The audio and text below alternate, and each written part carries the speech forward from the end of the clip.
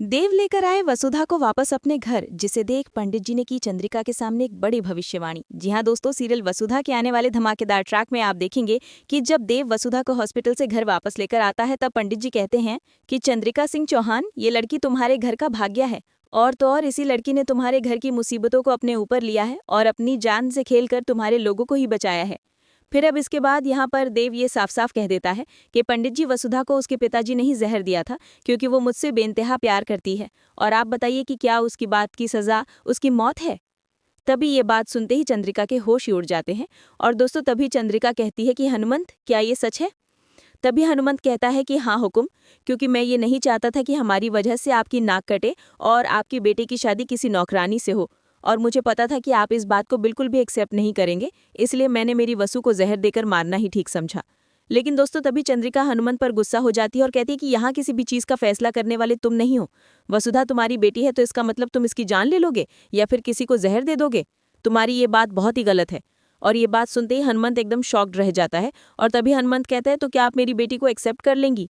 चंद्रिका कहती, नहीं, मैं आपकी बेटी को अपने घर की बहू तो नहीं बना सकती, लेकिन इसका मतलब ये तो नहीं है ना कि आप वसुधा की जान ले लो। तभी ये बात सुनते ही हनुमंत रोने लगता है। और दोस्तों, आने वाले ट्रैक में आप देखेंगे कि कहीं ना कहीं देव चंद्रिका से ये कह देता है कि माँ साहब, मैं अगर शादी करूंगा तो सिर्फ वसुधा से ही करूंगा, और यदि ऐसा नहीं हुआ तो मैं किसी और से भी शादी नहीं करूंगा। और ये सब देखकर चंद्रिका सिंह चौहान हैरान हो जाती हैं और कहती हैं कि पंडित जी, क्या ये लड़की हमारे घर की परिरक्षक है जिसके साथ मेरा बेटा शादी करना चाहता है?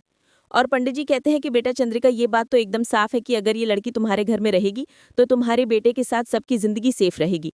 जिसके बाद दोस्तों, चंद्रिका सिंह चौहान अपने बेटे पर गुस्सा हो जाती हैं और कहती हैं कि देव, तुम मेरे बेटे हो और अगर तुम मेरी बात नहीं मानोगे तो मेरे और तुम्हारे बीच में कोई भी रिश्ता नहीं रहेगा। और दूसरी तरफ देव यहाँ पर काफी ज्यादा गुस्से में दिखाई देता है और कहता है कि अगर मैं शादी करूंगा तो सिर्फ वसुधा के साथ ही करूंगा, क्योंकि मैं वसुधा से प्यार करता हूँ मासा।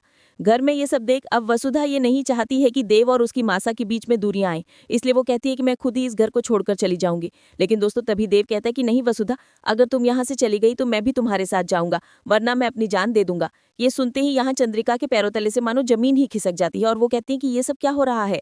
आज इस लड़की ने मेरे बेटे को मुझसे अलग कर दिया है। वो मेरा बेटा देव, जो कि श्रवण कुमार जैसा था, वो मुझसे आज दूर होने की बात कर रहा है।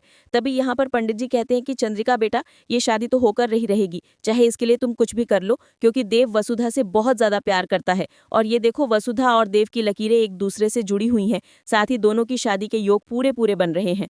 पंडित जी की बातें सुनकर देव और वसुधा यहाँ पर खुश हो जाते हैं, लेकिन चंद्रिका कहती है कि पंडित जी, चाहे कुछ भी हो जाए, लेकिन मैं इस शादी के लिए कभी भी तैयार नहीं हूँ। फिर अब आने वाले ट्रैक में आप देखेंगे कि हनुमंत यहाँ पर रोते हुए बैठ जाता है और कहता है कि मेरे बेटी ने इतनी बड़ी गलती की है कि मैं देवी हुकुम के सामने अपनी नाक नहीं कटवाना चाहता था और ना ही मैं उनकी इज्जत को सबके सामने उछालना चाहता। तो अब ये देखना काफी ज्यादा दिलचस्प होगा कि क्या चंद्रिका यहाँ पर देव और वसुधा के रिश्ते को मंजूरी देगी।